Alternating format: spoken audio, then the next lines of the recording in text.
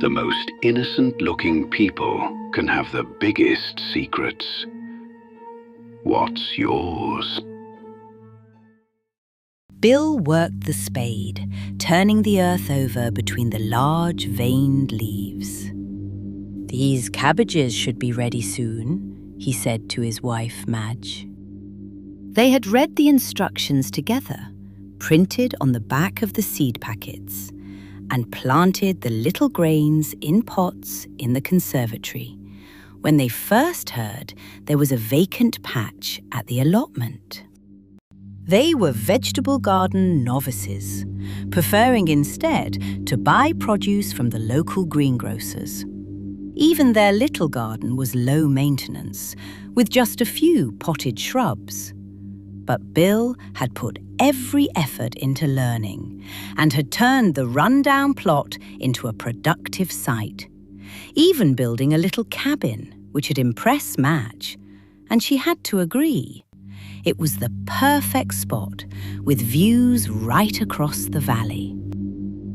The wind played with the few wisps of silvery hair that lingered on Bill's head, and the cold, searching fingers of air whipped across his soft skin, forcing him to pull his scarf tighter.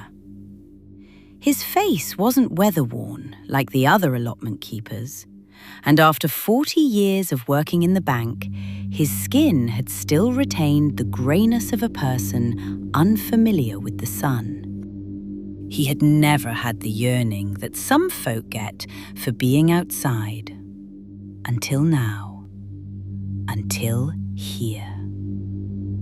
In the cycle of their lives together, they had found themselves wanting to come here and work the land, wanting to feel the wind and sun on their skin, to feel free, and wanting to produce something from the earth.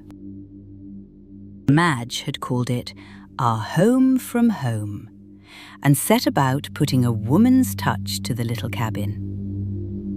A couple of old chairs covered with cushions were squeezed inside, and pictures of them both in a time gone by were hung on the thin wooden walls. She had even installed her prized bone china tea set, and whilst they used the 2 cups and saucers from the set, they had displayed the rest on a shelf Bill had erected.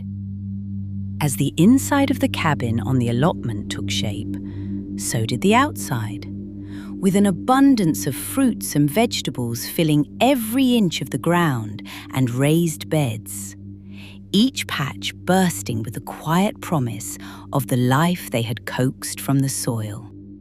This was their haven, away from the house, noisy with its disappointing memories of no children, a place of quiet, a place for reflection on empty lives, a place untouched by their mundane every day.